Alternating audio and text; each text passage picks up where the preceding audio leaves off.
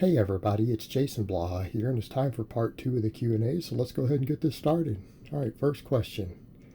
Is it possible to get to a 315 bench for reps, not one or a max, for a healthy male in their late 30s? Yeah, plenty of guys have done it, man. There's dudes who bench press 600 pounds in that category. There are guys who bench press 700 pounds in that category. So people ask questions like this. It's like, is it possible? Yeah. It's also possible for a man to land on the moon. It's also possible for a person to become a multi-billionaire. Totally possible. These things have all been done. But I don't think that's what you're asking. I think usually when guys ask us, what they mean is it possible for me to do so, and is it possible for me to do so without steroids? Statistically, it's very unlikely. What do I mean by unlikely? Less than a 1% chance. So here's my question to you, without info of what are your genetics like? How are you built structurally? How well do you respond to the bench press? Are you one of those guys who on a basic linear program got to 225 for reps at the end of a basic novice program? Okay, if you are, like if you got to 225 for 5 reps in your first year of training, running anything from starting strength to one of my programs or strong lifts, yeah, you can probably get to this. By reps, I don't know, do you mean a double? Do you mean a triple? Do you mean 6? The other question is, how high of a body weight are you willing to go to? How fat are you willing to get to? These are all questions that you have to ask when you throw something out there like this. Because if we're asking what's the probability of it, well, the more gifted you are at the bench press, the more probable it becomes. How much body weight you're willing to gain, how much body fat you're willing to go to, this is all a factor. Plenty of guys have done it, but statistically out of gym goers, less than 1% will achieve this. Like, I'll be realistic with you. Maybe 1% of guys who train ever get to a legit 315 bench at all. Who actually try to bench. I get it when we're talking about some of the other power lifts because most guys don't try. They don't train them that hard. Everyone trains the bench. So here's what I would say. Instead of worrying about, is this possible for me? Well, look at where you are. Why don't you just worry about doing the best that you can personally? Because when you ask something like this, is it possible? Well, we know it's been done. Is it possible for a man to win the lottery? Yeah, plenty of men have won the lottery. Thousands of them. You see how silly a question like it is? It's been done. It's just unlikely. Most people won't do it, right? Fair enough. All right, next question. Hey Jason, what is your opinion on overhead carries for extra shoulder/trap work? Thanks. Well, I suppose that's going to depend on how you're built. It's going to depend on how you're built. But here's the thing that I'm going to ask you. Are you doing this because you want extra conditioning? Or are you doing this because you want extra shoulders and traps? Because there's a big difference between the two. And look, I'm all for GPP. You know what? If people want to do GPP and heavy GPP work to help their overall strength conditioning, by all means, that is a good thing. I would encourage that. I would absolutely encourage that. But I want you to ask yourself another question. If your goal is extra shoulder and trap work because you want them to get bigger and stronger, is this a good use of your time? I'm going to say probably not. Probably not. Because you're not going to be able to handle as much weight, so you're not going to get as much total conditioning in, right? As if you're doing a weighted carry, like holding it at your sides, with a trap bar or handles or something. And let me ask you another question. Given that we deal with a stretch shortening cycle with hypertrophy, do you really think you're going to get a lot of additional hypertrophy through an isometric movement? Right? Do you think long isometric holds are going to be the magic secret to putting extra meat on your shoulders? I'm going to say probably not.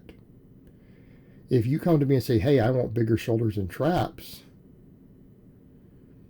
we're going to do pulling and pushing, right? We're going to do pulling and pushing of different types for your shoulders.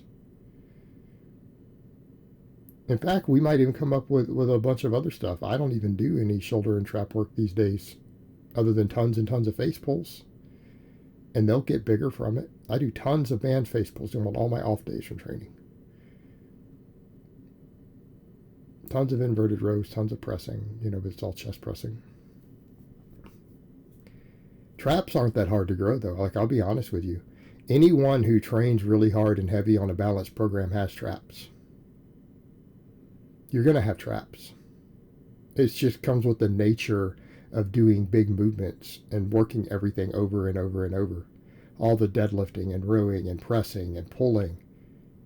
Traps grow. Traps grow really easy. But what I would really look at, though, is something like this, because back to the point, potential strain on the shoulders. This wouldn't be something that I would recommend for someone who doesn't have phenomenal shoulder health already. Like, this isn't what I would recommend for longevity in your training, because that's a big part of my audience I deal with, dudes over 30. Dudes over 30 who want to get strong and jacked without being hurt, without inflammation, without pain all the time. This wouldn't be high on my list of stuff to do for any significant amount of training volume, right? Not going to be ideal. All right, next question and last question of the week. Thoughts on low bar squats? I've been using them as a variation to my high bar and front squat, and I like them a lot. Okay, if you want to do them as a variation, because you need some different work, you want to avoid some overuse situations, and you're doing different max effort stuff, right? By all means, knock yourself out. I'm not a big fan of low bar squatting. Not a big fan of low bar squatting.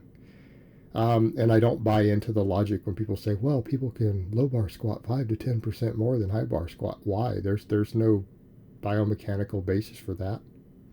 You're telling me that putting the bar slightly lower on your back with a slightly more forward lean torso changes the range of motion or brings more muscles into play? I don't think that it does. Usually what people mean when they say a low bar squat is they change their foot position and everything else to go with it. You understand that's not a bar position thing. That's a conscious choice to change your stance. Because I've noticed most people, when they think of a high bar squat, it's a standard Olympic squat with a shoulder width stance. And when they go to a low bar, all of a sudden they magically take their feet out wider, partially because if they have any belly, they're leaned forward more. They can't get it between their legs. But we should all be stronger with a wider stance, right? If you have the musculature and the mobility to do a wider stance squat, you will be stronger with a wider stance. Why? Because it uses the quads just as much. Scientifically based, that is not my opinion, this has been studied, because that's a myth that wider stance uses less quad. It's not true. Uses more hip and more glute, right? We bring more posterior chain involved to help move even more weight. While using the quads just as hard. The quads work just as hard as they did before. So if you have the muscular development to do it and the mobility, the wider stance lets you lift more weight. So that's usually what people mean when they say low bar. Well, they're not doing the same foot position. They're not doing the same foot position, although we could argue that the narrower stance with the low bar might actually let a really fat guy lift more because he can bounce his big ass belly off his quads.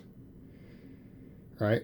And that might be worth something. If he can get to depth. He probably can't get to depth though. But if he can and he can squish that belly down, it's like having wraps on that spring you up. You can use that belly to get bounced out off the quads. But I digress. Over to the point. I'm not a big fan of low bar. I think it's hard on your shoulders for no real benefit.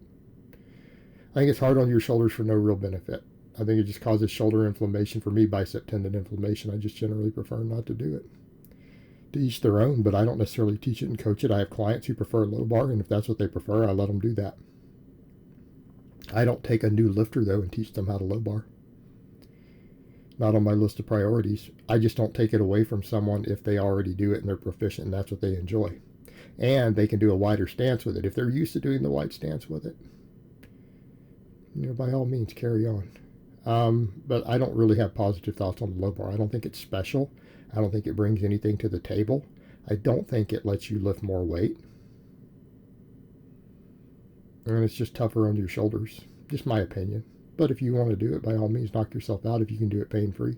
Just be aware of those things. All right, guys, but that's really all I have to say on that today. I hope it's been informative, and I will talk to you guys next time.